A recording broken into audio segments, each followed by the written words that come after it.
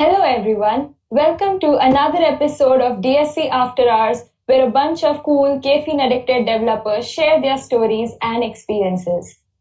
We today have a very interesting topic for discussion, which is about scholarship and fellowship programs. And we hope that you will be able to take some valuable information back with you. I am Riddhi Gupta, an inner core member from DSC VIT. I am a backend developer and also do mobile app development. I am myself a Google Women Techmaker Scholar for the APAC region 2020. I am super excited to be here and share my experiences. Today, I have with me Rajita Nath and Aniket Kumar from DSC-NSEC. Rajita, would you like to introduce yourself? Thank you, Riddhi, and thank you to the entire team at DSC VIT for having us from DSC-NSEC over here for your podcast. It's very refreshing to see what the communities at DSC are coming up with, and a podcast is definitely such an amazing idea. So with that, hello everyone, I am Rajrita Nath. I am a CSE third year undergrad at Netaji Subhash Engineering College. I am the lead at DSC-NSEC, the summer research intern at IIT Kharagpur, and like Riddhi, I'm also a Google Women Techmaker Scholar for the year 2020 from the APAC region.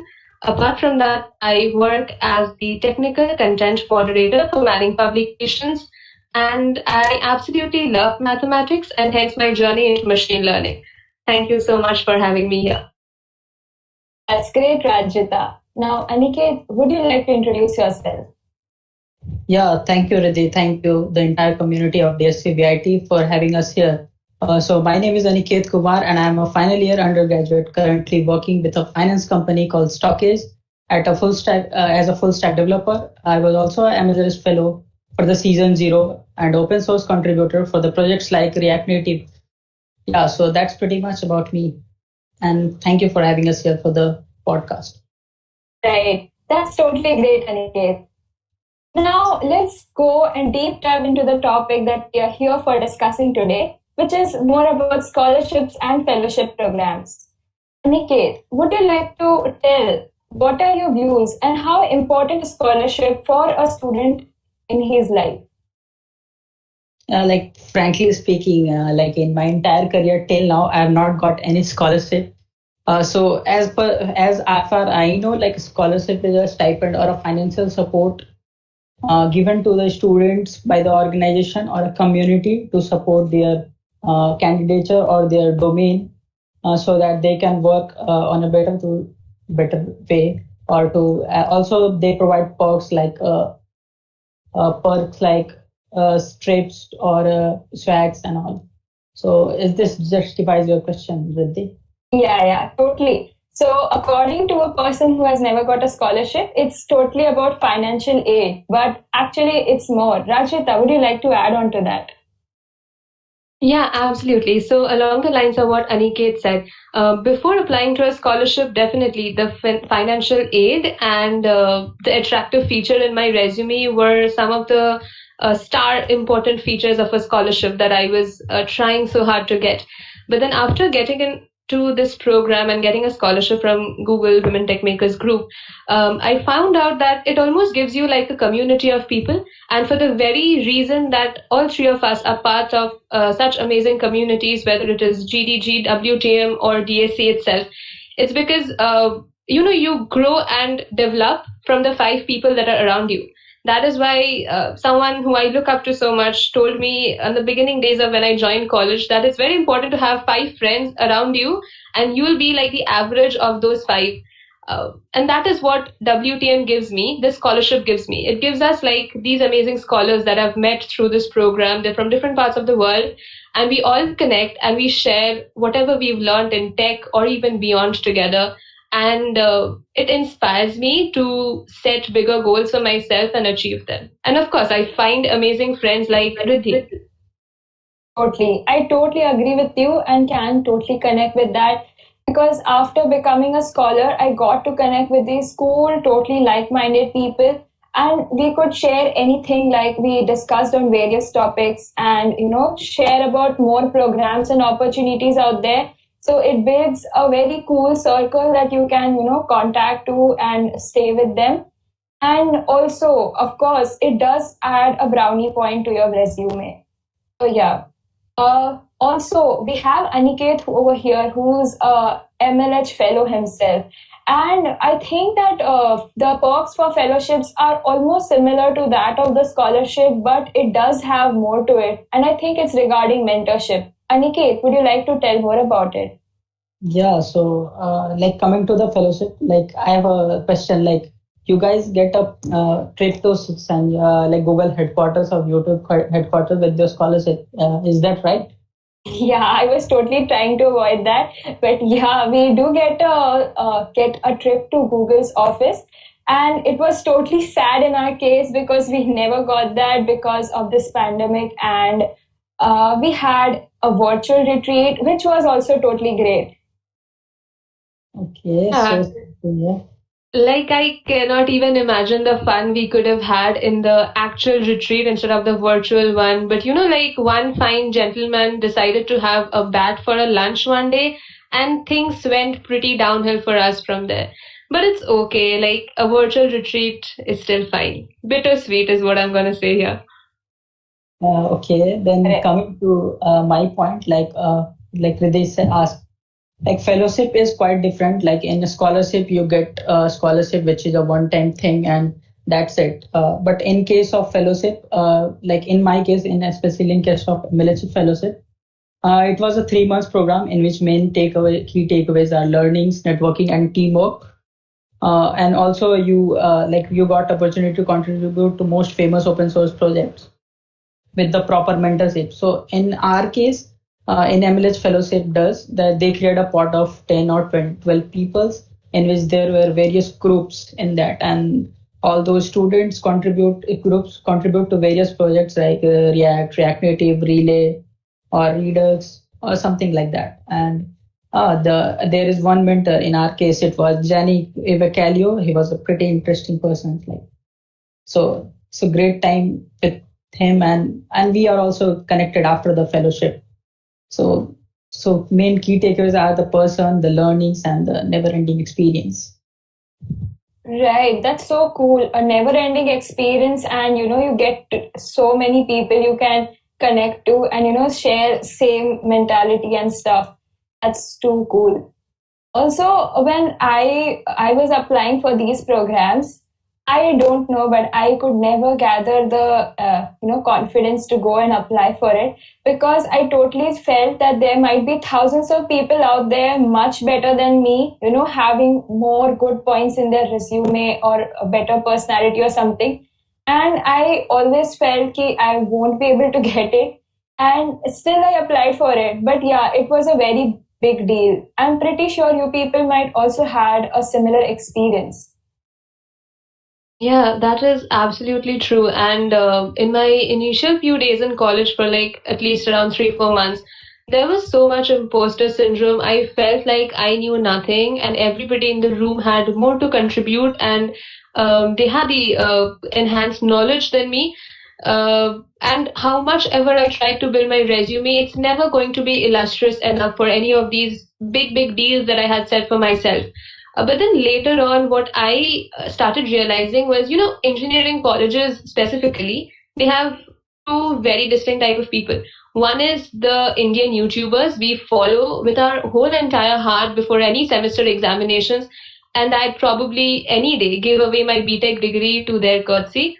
So that is one kind of friends you'll find in an engineering college, and the other are they'll always be talking in jargons, and whatever they say, whether they are trying to explain it to you or not, it's never going to hit you. And these were the people I got most intimidated of. But then later on, I started realizing that it must be pretty boring for them to just talk and not learn anything new. Whereas for me, I went there with such a blank slate that everything that was coming across was kind of new to me. So I jotted down things, whether it is for these opportunities or anything in my tech journey. I jotted down those things. I came back home, I searched upon it, and I started building slowly. And then later on, one thing added to the other, and I found the courage in myself and also like the dedication and the belief that it's okay even if I fail, but I should just at least, instead of rejecting myself in the first go, let the opportunity go to the actual places. Right. And I can totally connect with it because even I had similar experiences. In my first year, was totally new to tech, and I had no experience with related to any technology, product development, or even teamwork and etc. How to collaborate. But then I first got introduced to this world when I entered DSC VIT as a fresher. And I remember we used to have some night meetings every single night where people used to gather and discuss about stuff and etc.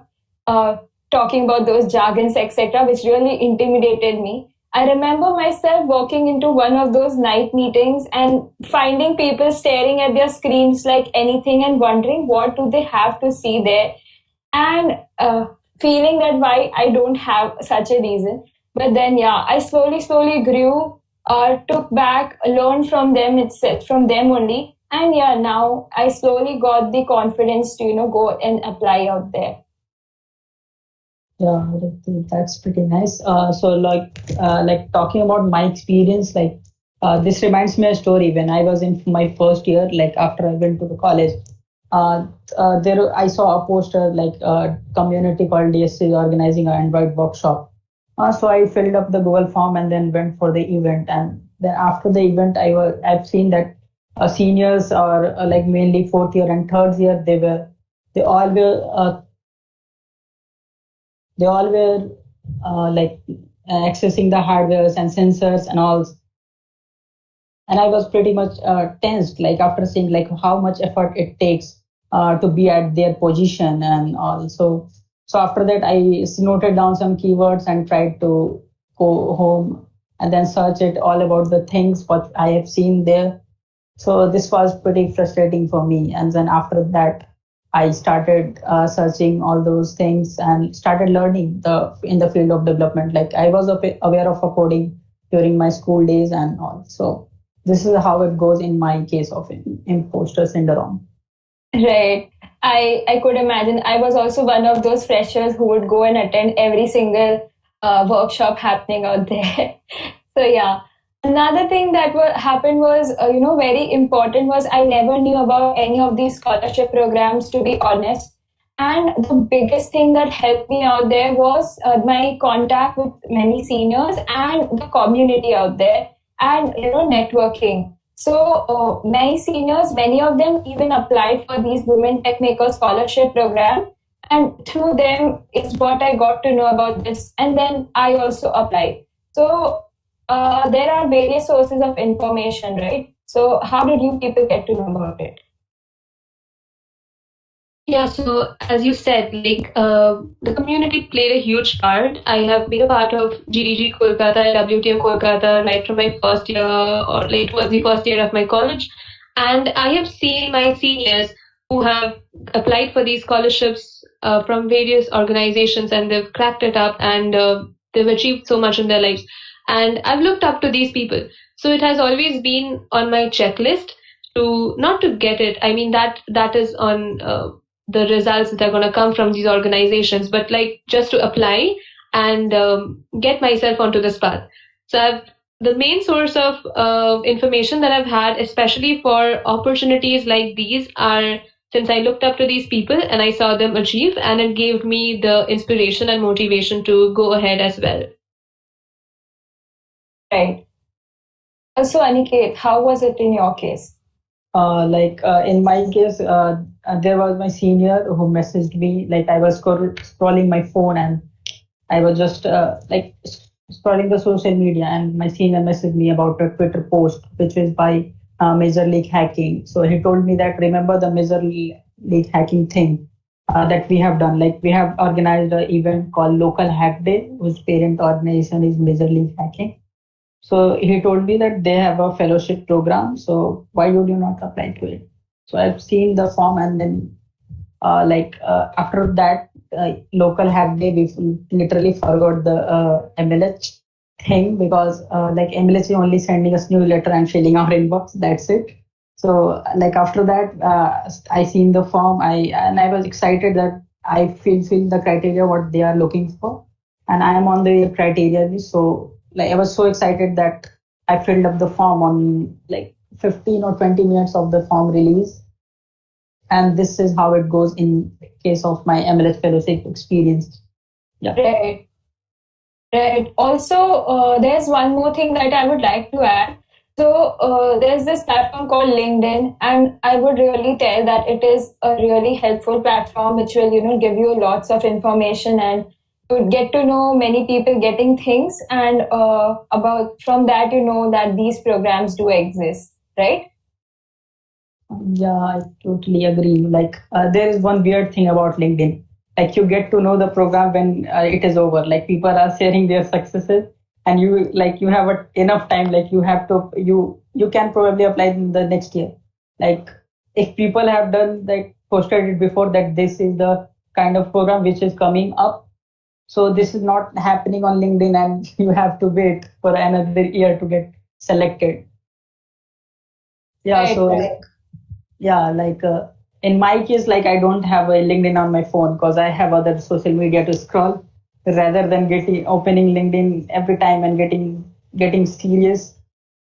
So like yeah, I completely agree that LinkedIn is a great platform and it helped me in a lot of ways. Like it helped me to grab my first in-office internship through LinkedIn. That is That is some helpful advice from Aniket. I am going to uninstall LinkedIn from my phone right after this podcast gets over. So yeah, like don't get me wrong. I am so happy when I see my connections get so many opportunities and be successful in most of them. But then somewhere down the line, I mean, behind my thinking over there, I feel like, am I missing out on everything or am I like going less anywhere? So there's this anxiety and almost like this tense energy that comes up with LinkedIn. But nevertheless, it's like a necessary evil in some places for people in our domain, at least, because that is like one of the major sources of information that we get for all these opportunities. So I think, yeah, like uninstalling it from my phone will probably be the solution. Thank you, Aniket. Yeah, but like I use it on my desktop, so don't forget LinkedIn. Like use it on your Yeah, desktop, yeah. Don't like worry, once I or will. twice in a day. Yes. Right. Yeah. So, this just adds to the fact that there's no one common source of information, and there are a lot many sources out there.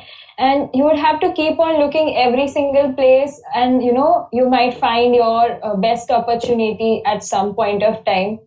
So, also, the next thing was that, yeah, when I had to apply, the first thing that you do is fill your application form. And I do remember myself filling up that application form. It was so humongous. I got scared after seeing it for the first time, and I think I almost delayed it by 1 month or so. In fact, let me tell you, many people, in fact, missed this because it was so big and, they weren't ready to fill it. How was it in your case?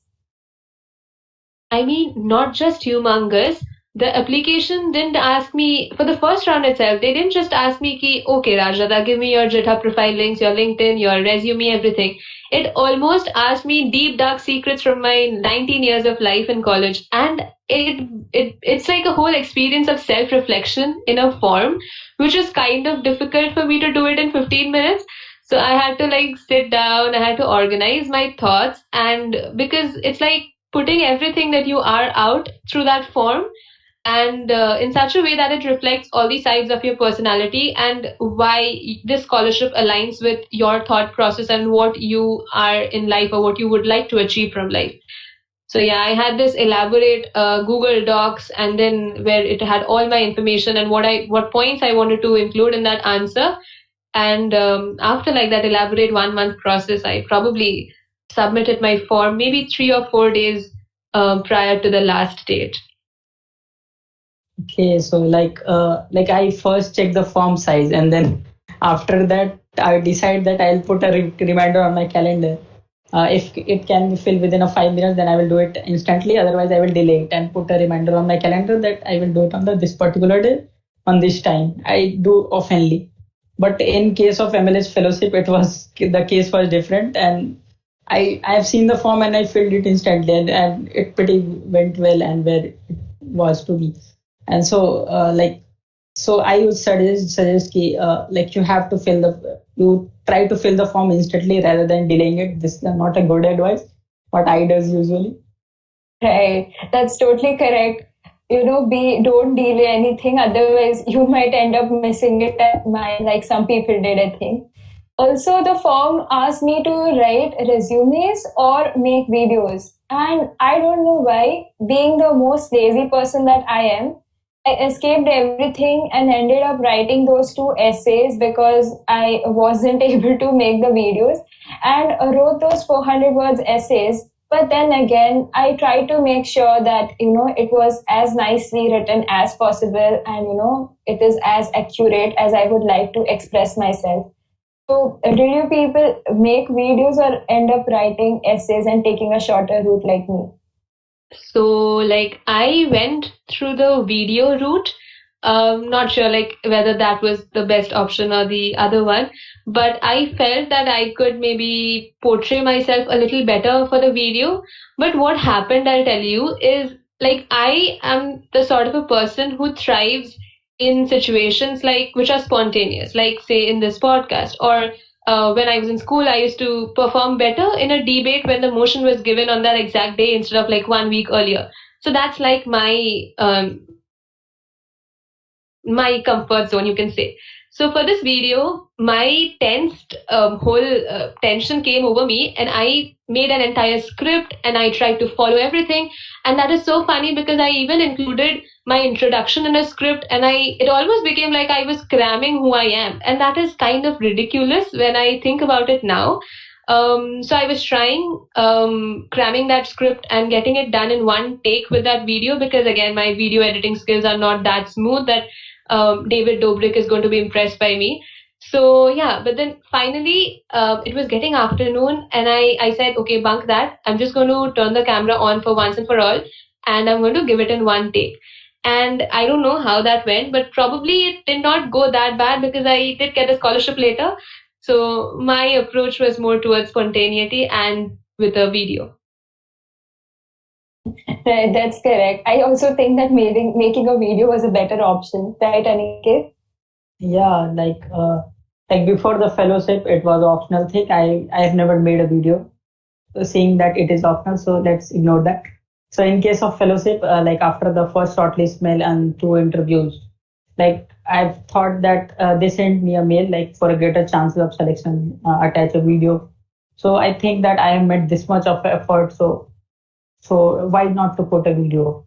So I decided I closed my room, turn off my fan, and used my laptop camera so that no one person in front of me can hold a phone camera.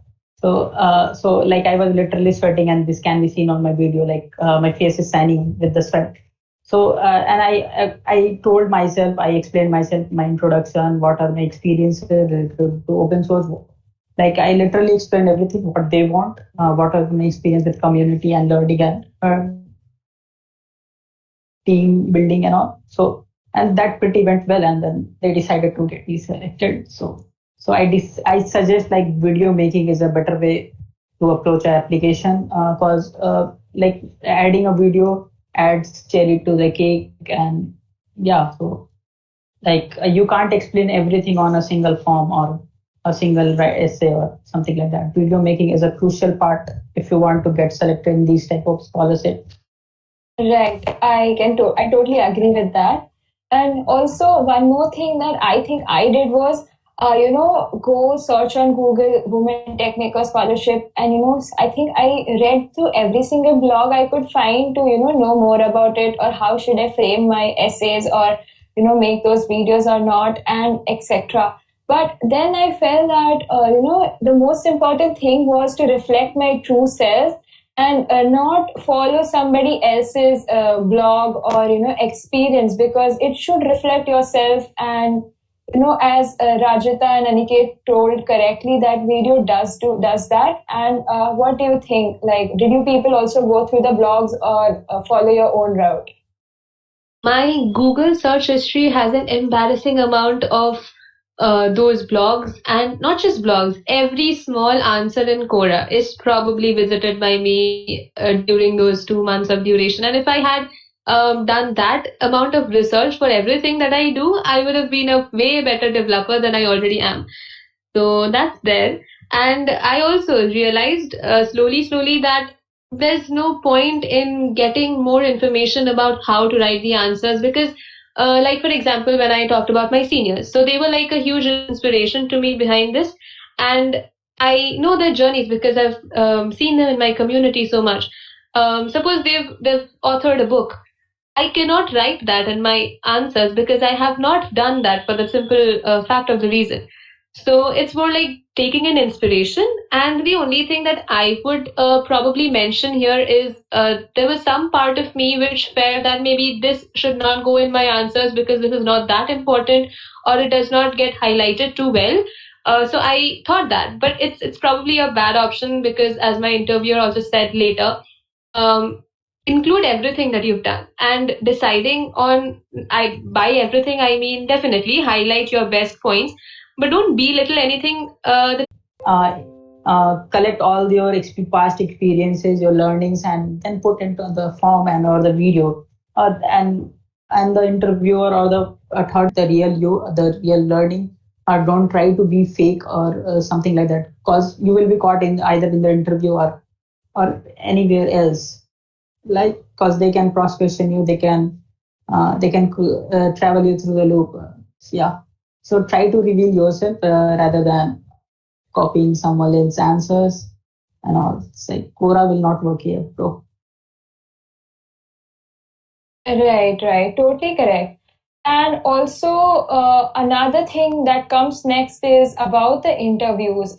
And interviews do play a major role. I think when I was preparing for interviews, I think I went to every single person I knew on earth, every single senior, and tried to ask them about their experiences and how do they think I should do. And it was very funny actually. How did you face the interviews? So my take with the interviews was for like all the rounds that were there before the interview, because like the interview was the last round till the results came out. So every other round, it was like, you know, like 20% of this whole level has been completed. I didn't realize how serious it was and that I really had a chance of getting it. So in those places, I was playing it safe. I was asking my mentors and talking to everybody as to how it's going and which are the points you think I should improve everything. But when that final mail of the interview came and I saw that it was written over there that it's not going to be a technical interview and there's nothing new that's going to come up here. It's just like having like a casual conversation that you have with your friend over everything that you've written in your answers. And I knew that there's nothing else that I could add. Like everything I've written, it's there in those answers. It's just me being me and facing the situation now. So, like, I don't know how much of relatable advice this is going to be. I put on a playlist, I jammed to that, and I was just listening to songs which are going to uplift you. Everybody has one of those playlists. And I think I spent my last half an hour or so before the interview doing that. And then finally the interview came. And it's nothing to be scared of, which is kind of like a nice thing because after, say, the DSC call, like the final round for the DSC lead application or the WTM scholarship or any other place that I've gone for an interview, I've kind of realized that it's probably like the easiest round and all the difficult stuff has already happened. And this is more like the last icing to the cake. Right, totally. Aniket, how was it for you? Before the talking about MLS fellowship, as this season is related to fellowships and scholarships. Like before this MLS fellowship, like I've been to various interviews, like whether it's for an internship or for a particular role in the community or something like that. So I was pretty confident, and I got after the first shortlist mail, I got that book a slot for an interview. And I was so excited that I booked the slot on the same day, I remember. And it was on 11 p.m. The meet, and then there was an English guy, basically, and it was already mentioned that it will be a non-technical interview. So he was mainly asking about mainly the introduction, why would we select you, what are your expectations with us, and mainly trivia questions like what are your experiences related to open source, and what are your learnings as before. So basically, mainly a generic talk, which everyone does with a case of interview. I if it is a non-tech, because every like as Radhika mentioned, like all the difficult rounds have already passed, and interview is the most easiest round, and I completely agree to that. And also, this remembers me a story. Like after, like in between the MLH fellowship, I was applying to a particular role, and like if you have a backup option that you get more confident. And in that interview, I literally went over, and then I like the interviewer is not demanding, and I am saying that, which I guess reveals my overconfidence in that. And they like saying that they rejected me after that round. So like overconfidence is not what you have to show, like whether you have achieved or not. Yeah. So in my case, it went wrong. So I would suggest don't be overconfident if you have a backup option. Right, totally correct. Don't be overconfident, and that's a very useful advice from Aniket. Also, we have some few questions in our chats. One of them is, how do you handle pre-interview stress? A playlist and a playlist. That is what I've done. There's nothing else you can do before an interview. So like trying to cram up information and putting all of that and trying to portray that that's just too much pressure. And at least I I perform well under pressure, definitely, but not added tension of improving who I am. You have already been a person for 19 years and you've done so much over there. If somebody tells you that okay, let's make a remodel in this few 1 week or two, it's not going to happen. So accept yourself for whoever you are and whatever you've done, and probably that is the reason why you've gone up to this round. So it's just to like calm your nerves and sit with it as if like you're talking to a friend, as Aniket mentioned. Yeah, adding to it, like do some dry runs with your most comfortable person with you are. So do some dry runs with them so that you get some confidence for the interview. So this is a reason from my side. Right, totally. So now moving on, I think when I was doing my interviews, when I was talking to the interviewer, she was so nice, and so she was talking so nicely, and she was wanted to know more about me and my resume and my essays or my background. So at that moment, I just realized that all the projects or all the events that I have, been or maybe organized, volunteered for, it all made sense at that point because I could talk about them there, and I could express what all I have done for the community and for the people out there, and etc. So I felt at that point of time that projects really mattered in my resume, and it totally depends and it differs for each person. So, how was it for in your case?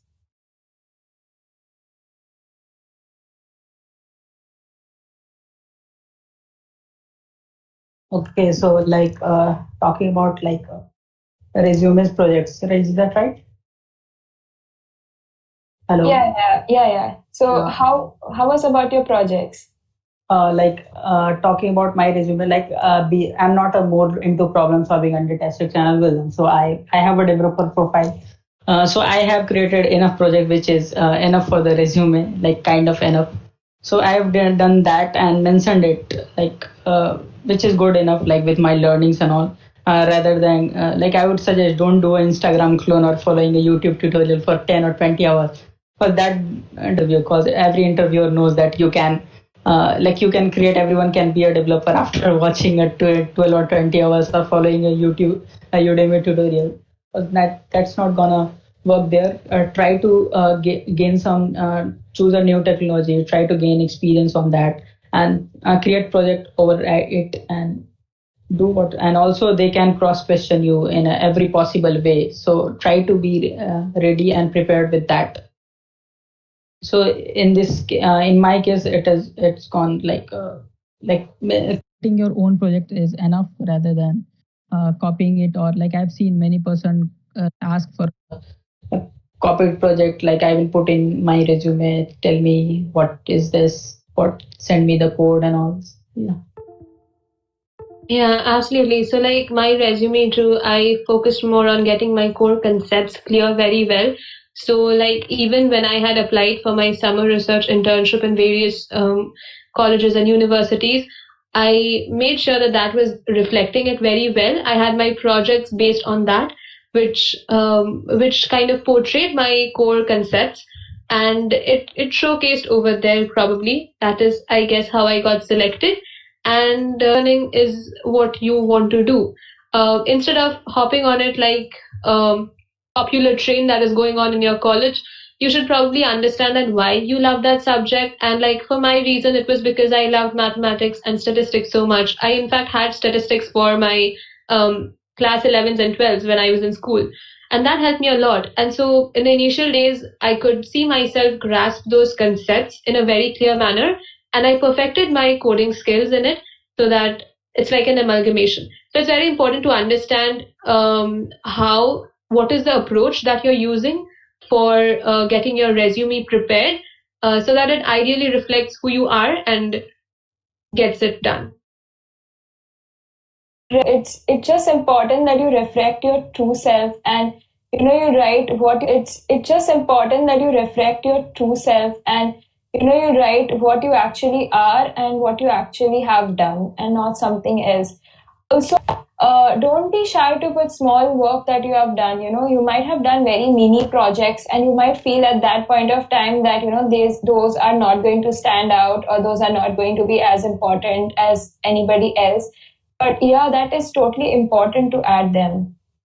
Yeah, but importantly, that is made from scratch, if not following something like following some others concept or some others learning.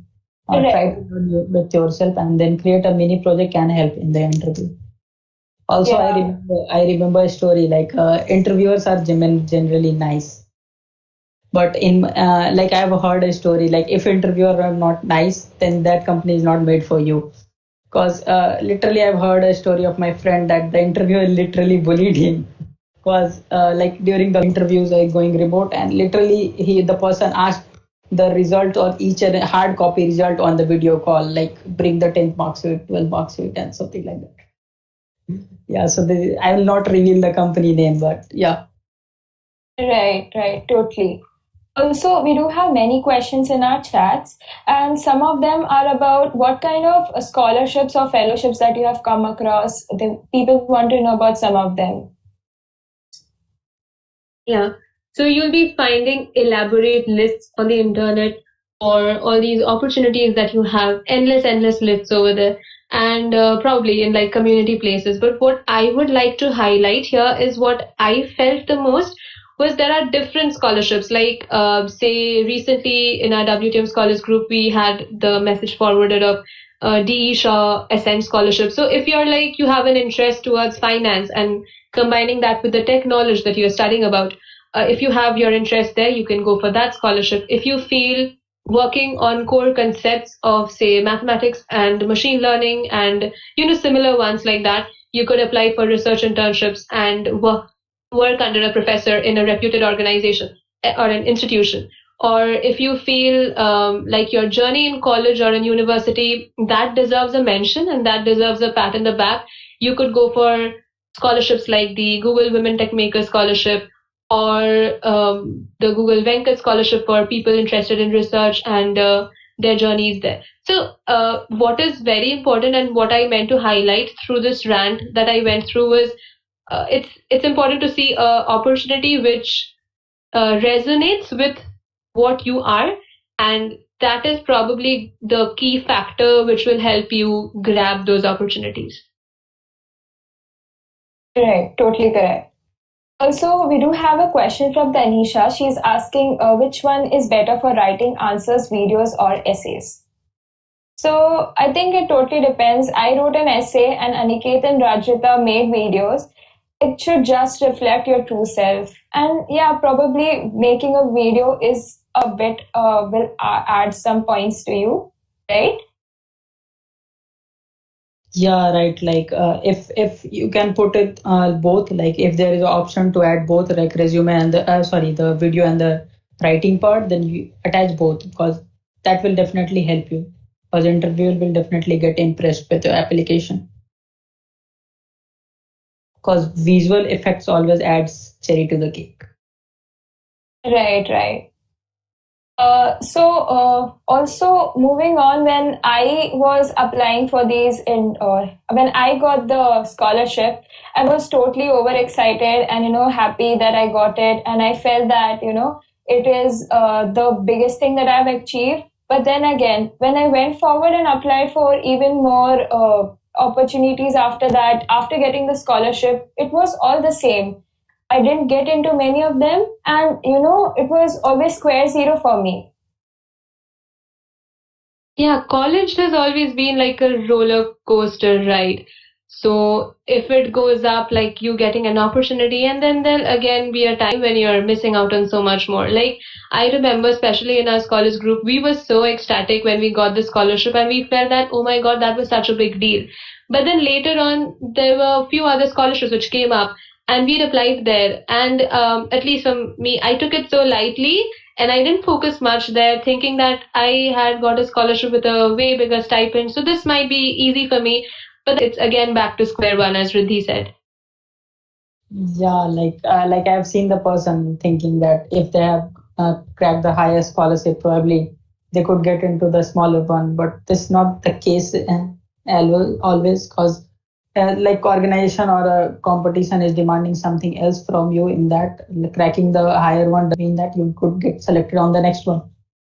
Because so I would suggest go from scratch, look what they are looking for, fill the forms clear carefully, create a video if they are asking. Yeah, don't be overconfident. This is also kind of overconfidence, seeing the lower stipend or seeing the lower opportunities. Like I have got into the higher one, so I will definitely get selected in this one. So this is not how it works in real world. Right, totally. So it's going to be a roller coaster ride. Again, coming back to the chats, I did find a question which is asking that, being a female candidate, you got scholarships and you were fortunate enough and had less competition. How would you feel if somebody commented that? That's always going to be there. And like we had sessions on gender bias too from the Google team after we received the scholarship for the 1 year post retreat that we had. People are always going to be there to bring you down or to say otherwise. And it does not matter, because it does not matter solely because of the fact that end of the day you'll be coming back to yourself and you'll be working on yourself, and it's fine. Because empty vessels sound more, probably because empty vessels sound more, probably because if you had to have an opinion which is hurting someone or putting down on someone, I don't think it's okay to mention that. It's your perspective, definitely go ahead with that, but to make that perspective into a fact is not something which resonates with my moral abilities. Right, right. Totally, I totally agree with it. And at the end of the day, it's who you are and what you are trying to do, and it's always going to be improving upon yourself and not focusing on those comments. So always it's going to be a roller coaster ride. And for all the people out there who feel that they are getting stuck, or the doors are not opening for them, or do have trust, and one day you might get into something which is really cool. Don't limit yourself by anything, or in fact, many people try to limit themselves by what they think they can do, and you can actually go far as your mind lets you go. So, on that positive note, let's bring this discussion to an end. And I hope that you were able to gain some valuable insights from this discussion. And also, do follow us on Instagram and LinkedIn. If you have queries, do ping us. And we will be right back with another more interesting episodes of DSC After Hours. So have a great day. Goodbye. Thank you.